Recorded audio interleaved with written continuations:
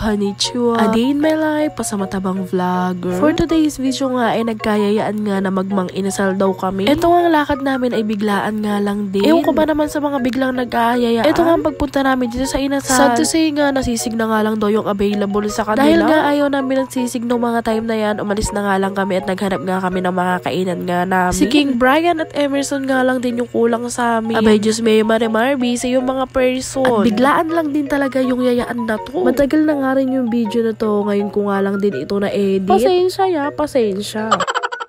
Eto nga, dito kami nauwi sa Samgyupsalan dito sa Talavera. Bungad lang siya. Bungad nga lang yung pwesto ng Samjihan dito. Sa gawing gasolinahan nga yan dito sa Talavera at bungad nga lang din siya. Dito nga yung Samgyupsalan nila ay buffet nga. Maganda nga yung ginto na makukuha mo lahat ng gusto mong kunin. Katulad nga ako dito, tinakbot ko na nga yung lettuce. Nag-iisip-isip pa nga ako dyan to bakit iniwan ko pa yung kunting lettuce na yun. At napag-isip-isip ko, nakunin na siya lahat.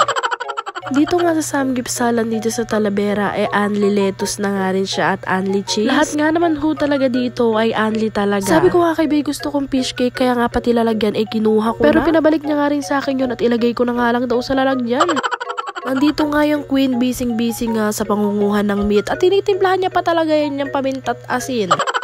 Sobrang sarap nga ng samji nila dito at yung meat nga nila ay may kasamang laman. Hindi nga siya purong taba, may kasama siyang laman kaya hindi nga siya masyadong nakakasuyo. Sobrang dami nga rin nilang side dishes na pagpipilian dito. Hindi ko na nga na-videohan yung lahat. Bahala ka dyan.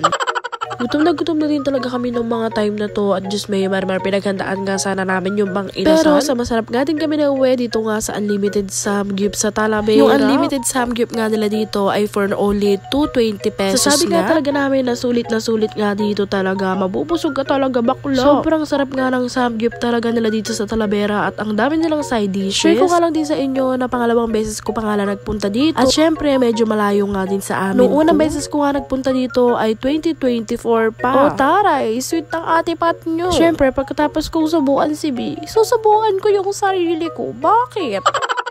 Sana lang talaga wag mong mapanood tong vlog na to ng hating gabi bakla. Saan ka hahanap ng hating gabi? Samgyup. Pero ako, habang pinapanood ko yung vlog na to, nagkikrib ako sa Samgyup na naman. Nakakagutom rin pala talaga pag pinapanood lalo mo. Na tong sweet na pagkagat ni Michael sa lettuce. Ganyan na pala kumain ngayon. Alam ko, isusubo ng buo yun. Pero nahiya lang talaga siya.